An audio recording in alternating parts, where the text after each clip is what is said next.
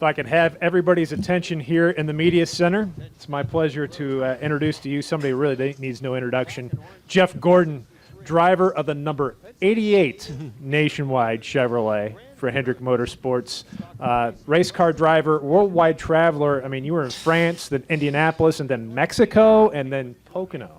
I mean, where are you going after? Well, Mexico was on business for Exalta, so I've been busy. A lot of these things that were already scheduled, and then to throw in these two races has definitely made it a very, very hectic schedule. I've not even been home to get a new set of clothes, so I was doing some laundry this week myself as well. But as far as Pocono, it was nice to get that race under my belt at Indy. I feel a little more confident in understanding the car and the limits and the competition, and working with Greg and the 88 team. I felt like they did a really, really nice job in Indianapolis. I didn't do them any favors on the restarts, but luckily got a few back on that last corner to get a decent finish. And then, this week, a little bit different preparation than last week. Get fitted in the car, debrief with the team from Indianapolis, and then preparation of Pocono. Didn't have test video from some of our teammates for here like we did last week at Indianapolis, and I didn't have time to get in the driving simulator either. So first few laps today were definitely again, a steep learning curve. This is a very challenging racetrack, so it's going to be a tough, challenging weekend. But I do like this track, and a little bit to learn with this new package. Good deal. We're going to open the floor up to questions. Got a lot of folks that have them. We'll start here with Claire B. Lang, and then go to Jerry Jordan, and we'll work our way around. Claire B. Lang, Sirius XM NASCAR Radio. Did you get a chance to debrief at all with Dale Jr.? And as you work with the team, what is it that you want to work on, even beyond last week, this week in particular? I've spoke to Dale a couple times. He and this team have a great relationship, and he and Greg, and so he's, he likes to FaceTime. So it seems like he's always on the treadmill every time I see him or talk to him. But he's just real interested in what we're up to and how it's going and things we're working on. I think, also a lot of it is through this process is evaluating, where they're at as a team and some of the setups, and whether I'm going to be making the same comments, as he was making when he was in the car. And so far, I feel like it's been very, very similar. Definitely any amount of information that I can get to help me prepare for every time I'm on the track is great information, and I'm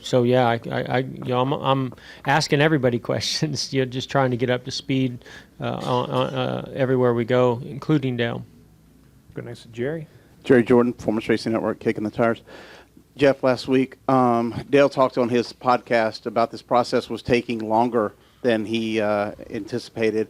Are you prepared to run longer, or is there a contingency plan if he comes out Monday and says, hey, I'm probably not going to be at Watkins Glen, and how do you feel about that? Well, we have to cross that bridge when we get there. I mean, it seems like it was great last Friday to see him, say, hey, I feel good today and made some progress. And, we want to just keep going with, how he's feeling. The doctors are evaluating and not speculate anything at this time. But, I wouldn't be here in Pocono if I wasn't committed to be there for Hendrick and this team in any way that they need me.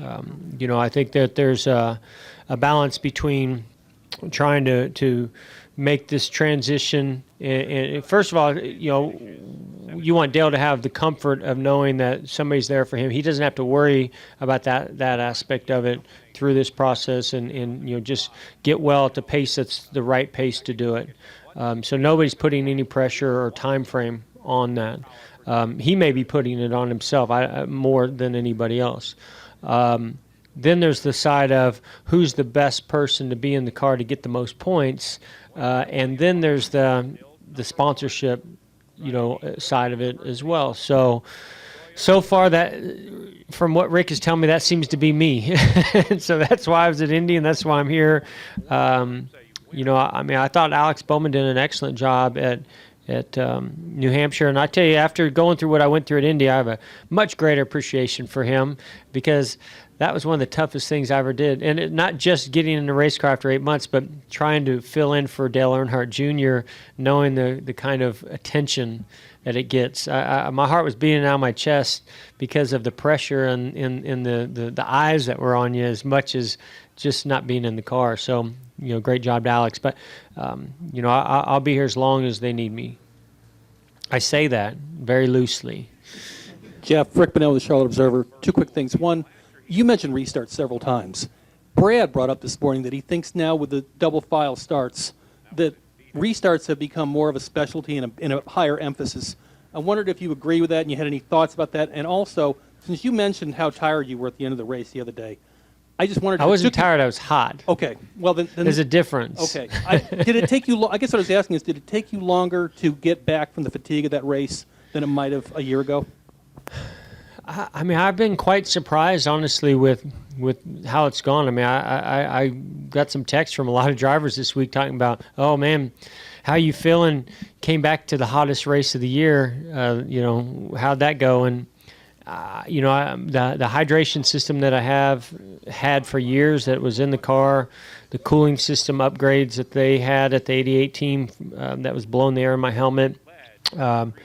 Did its job, because I was able to stay hydrated and stay ahead of the dehydration. I didn't get any cramping.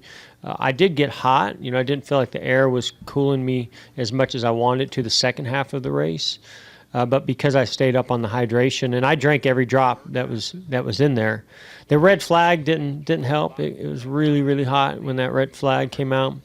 But all things considered, I thought it went pretty well, from what I heard from some of the other drivers. Definitely my body, the muscles that I haven't used in a while, were on fire, Monday and Tuesday. So that part, that part's a little bit different. Even the activities that I have been doing over the last several months that are more outdoor activities, not a lot of in the gym type stuff, doesn't light my back up like being in the race car. But I felt good today. Well, the restarts, I wish there was a way to practice restarts.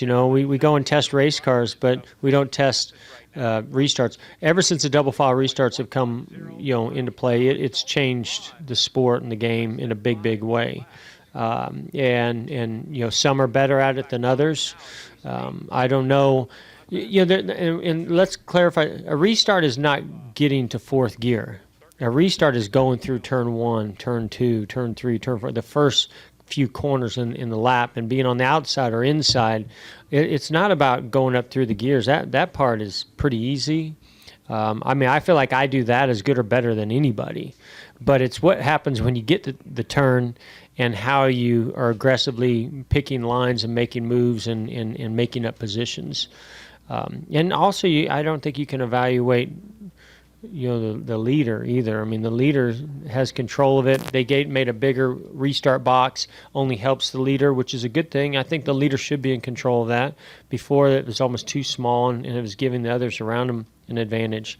But Kyle, I think no matter where he starts, is one of the best out there. Some great, now that I'm in the TV side of things, there's great loop data, that shows who the best restarters are, and Kyle always is at the top. So, you take the fastest car, the best team, one of the best drivers, and the best restarter, and that's going to be a dangerous combination to beat.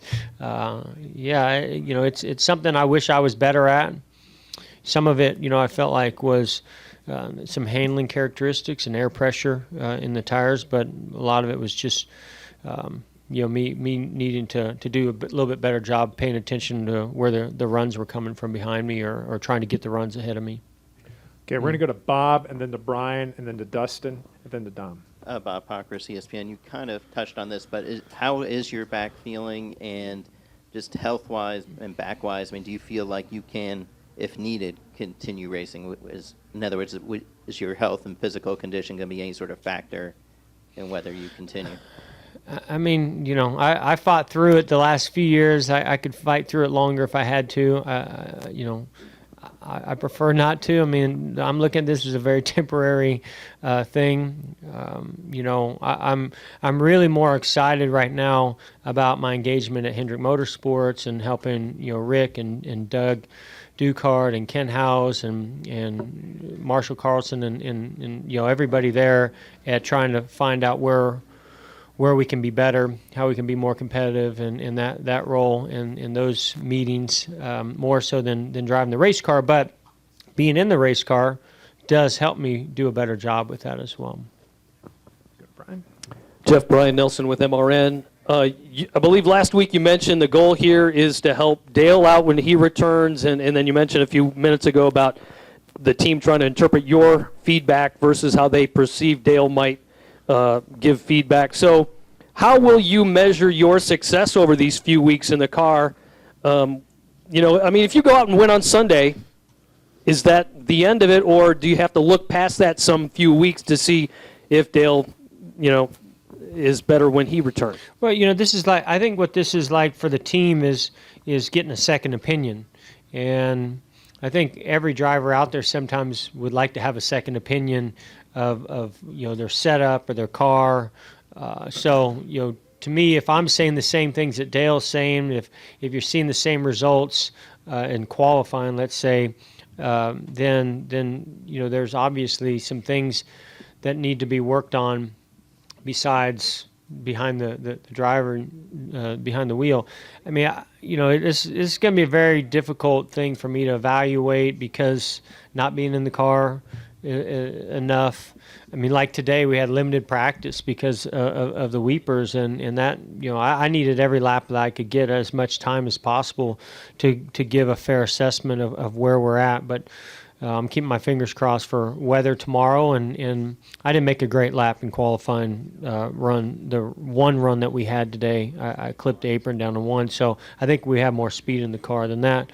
And then I think the other thing is just trying to keep the excitement and spark in there in the team, and make sure that in a time like this that they don't get down, that you keep them up, keep them energized, keep them motivated for when Dale comes back. So that if any kind of momentum that you can gain by a good lap, a good qualifying run, a good race. They had great pit stops last week. So I mean, I felt like from a team standpoint, and I told Dale this, he should be really, really proud. They've got a great team, and what I want to make sure I do is give them the results that they deserve. And I don't know if I'm quite there yet, but just like last week, over the runs during a race, I felt like I started getting comfortable and being in a position to give them what the car was capable of. But we need to start further forward, better track position. Okay, we're going to go to and Dustin. less restarts. We'll go next to Dustin, then to Dom, and then over here to the center. I can't see you over there. Yeah, last week was just a teaser for restarts. There'll be 5-6 wide going into turn 1 here. Can't wait. Dustin Long, NBC Sports. Jeff, Brad was in here earlier today talking about his accident at Watkins Glen. I don't know how familiar you are with what happened to him. I saw the video. Okay. Part of his comments today was that he had concern about the runoff area in turn 1 because there's so much of it there at the angle. And his comment was, in general, I'm not comfortable with tracks that have runoffs that lead to very harsh angles, and that's certainly the situation that track has and always has had it. Road courses remain the most dangerous tracks in motorsports for a good reason because of that. We know that going in. He mentions that, people talk about Daytona and Talladega being a place as kind of worrisome. He says, they don't worry me as much as road courses do.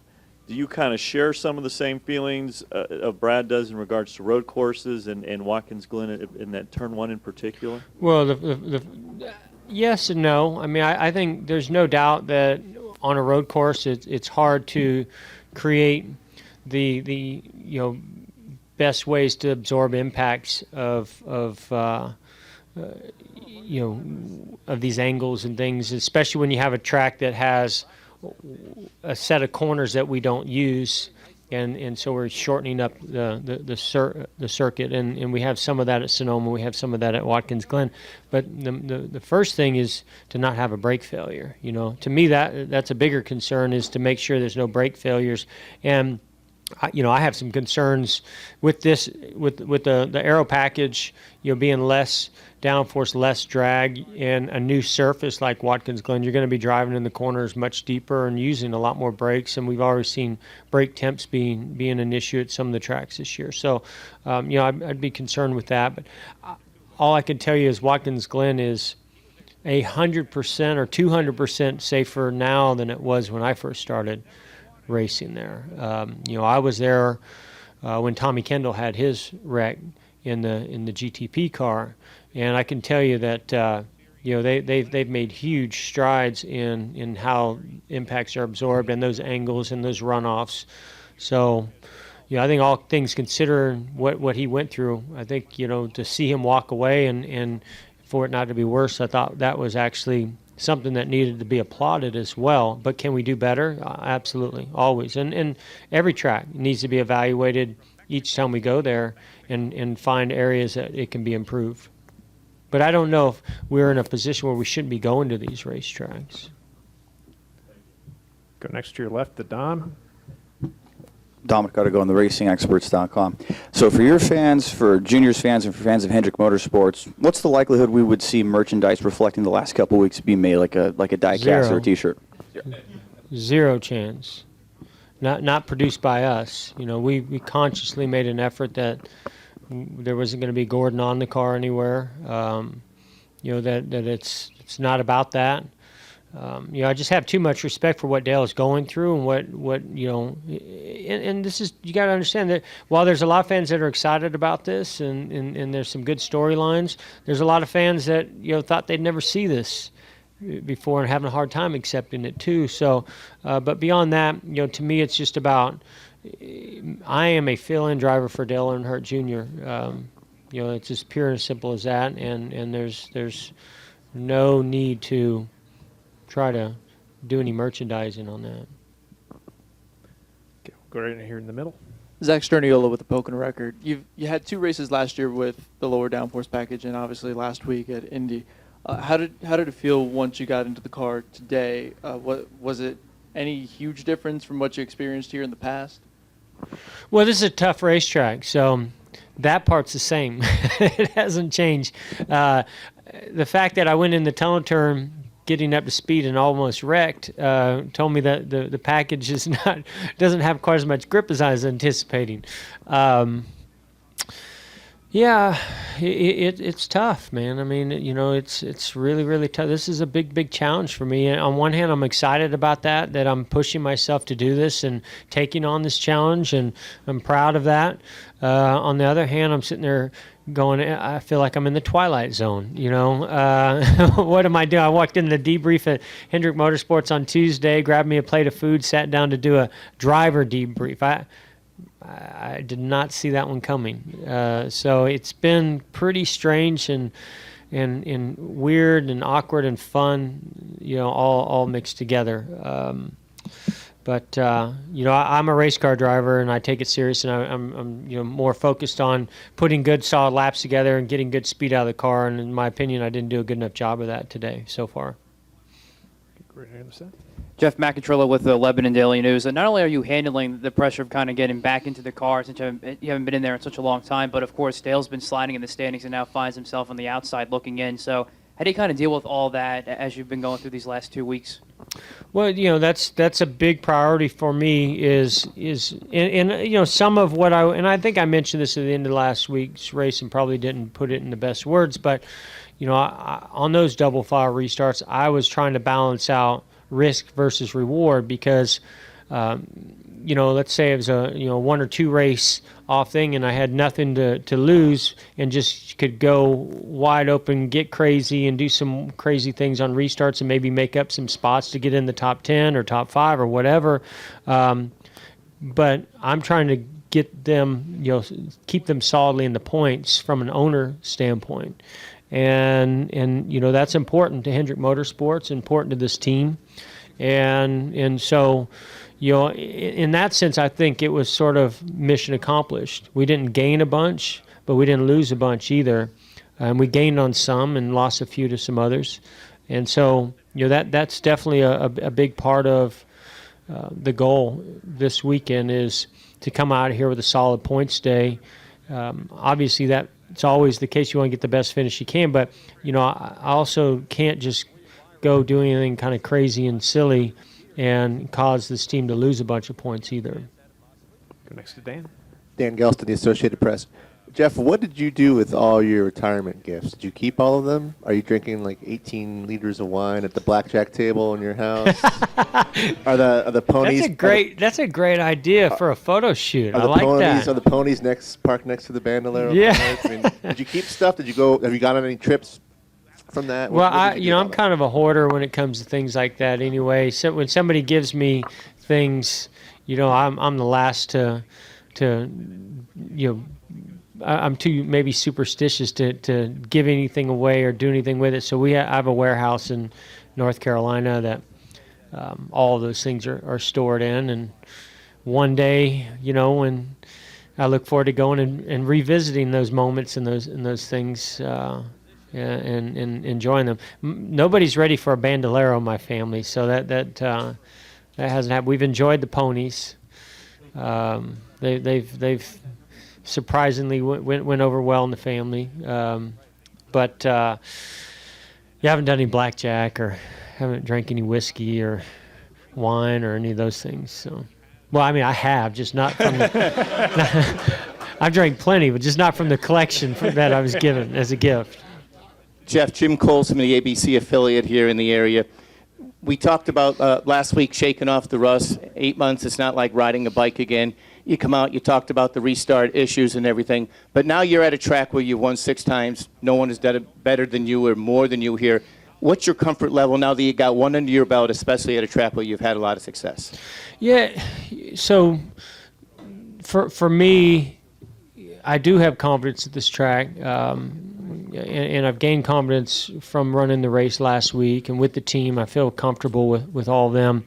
But there's still just when you're not in the car week in and week out, going through you know that process on a regular basis, hard to get into a rhythm, hard to be smooth and be consistent. And so that's what I'm seeing right now. I feel like I've got a pretty good feel for the grip level of the car. So then it comes down to getting the balance right.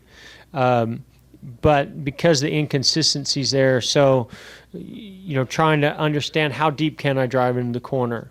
You know, do I need to back up the engine? Do I need to arc in a little bit more with this aero package? You know, few little details that are different in the way the cars drive. Just how the teams advance with the setups and the geometry to maximize this package makes the car drive slightly different than they have in the past. Very similar things, but just slightly different. And so for me, you know, I'm out there trying to gain that confidence and consistency back, and then I'm also trying to evaluate the car to give them feedback on how we can make it go faster. You know, it's not easy, I can tell you that, but you know, it's going fairly well. To me, it's all about doing it when it counts. It's not about what time's on the board. It's not, you know, it's about when we go to qualify, when they drop the green flag for the race. Other than that, everything's a learning experience for me and the team up until race time. We're going to go to the gentleman in the plaid here on the right, the owl, and then over here to Steve. Paul Schwedelson from the Philadelphia Inquirer. You mentioned, you know, you got comfortable as the race went along, and then kind of when it set in, when you had to do laundry. Was there a moment specifically that you point to in terms of when it kind of hit you that you're back? You know, it's, you know, back to what you were used to all those years. No, it hasn't hit me yet. Yeah, you know, it's a surreal experience. I don't know how to really describe it. It just it's something that you can't plan for or anticipate. You know, it's even more odd that it went from one race to two races. You know, and then will it be more? I don't know, but I'm just thankful that the team believes in me, and that gives me confidence in myself. And I think Greg said it this week. I'm a bit of a perfectionist. I mean, I'm always striving for that in myself and in the car, and so I beat myself up, and I push myself to want to be the best out there. And if I'm not doing that, then I'm gonna be hard on myself. I mean, I get over it quickly, but so this whole experience is something that is one that I want to enjoy and take a little bit more lightly, but I can't. It's just not in me. It's just not who I am, and so. I wish Dale a speedy recovery because I'd like him to be back in the car. But at the same time, if he's not, I feel like each time I'm in the car, I'll be more confident and comfortable to get better results. Go next to Al and then to Steve. Jeff, Al Pearson, Auto Week. The fact that there's an open weekend after the Glen would give Dale an extra week on top of whatever he's taken off. Would that affect his decision at all to not go to the Glen, knowing he'd have another week after that to really get ready for Bristol and Michigan and therefore? Yeah, that's a question for Dale and a podcast. I don't want to speculate or give any comment on that. I want him back when he's ready, and I think that's what this team wants, and I think that's what Dale wants, and only he and the doctors truly know when that will be, and you'll know next Monday or Tuesday when I know. Maybe slightly. Guys, we only got time for one more question. We're going to go next to Steve. Jeff, Al actually alluded to the off weekend, which is off for NASCAR, but it is the Knoxville Nationals. And I know with the Jeff Gordon Foundation, you have a lot going on. You've done it the last few years. What has that week meant to you? The kickball game, the karting event. Just describe getting that week out in Knoxville and what it means to you as a former sprint car racer as well. Yeah, I love that weekend. I love that race. I think there's a lot, to be learned. Somebody who just loves motorsports and is engaged in the sport from every aspect. It's sort of like the Daytona 500, the Indy 500, and the Knoxville Nationals are the races that I think of that are just they're an event, they're a happening, they're a spectacle, and it draws an amazing ambiance and energy. And not to mention, I just think sprint cars are really, really cool, especially at Knoxville and Eldora. But I look forward to going out there. We're going to have our kickball tournament. We're going to have our go-kart event, which has become very, very popular, to be able to mix it up with Tony and Larson and Casey and, others, any other Cup drivers that want to come out and mix it up with us, that would be fun. We'll love that, and sprint car drivers, or NASCAR drivers in general. So it's a cool event. I love it. I love everything about it, and I like going there. And it to me it still shows that motorsports is still alive and well. And when you have the right event. In the right venue and the right ingredients, you get a standing room only crowd, and you get a lot of interest from sponsors, and you see some of the best talent that exists behind the wheel. And that, to me, those events that I talked about, Knoxville is one of them. Good deal, Jeff. We really appreciate you taking the time coming in today. Thank you. Appreciate it.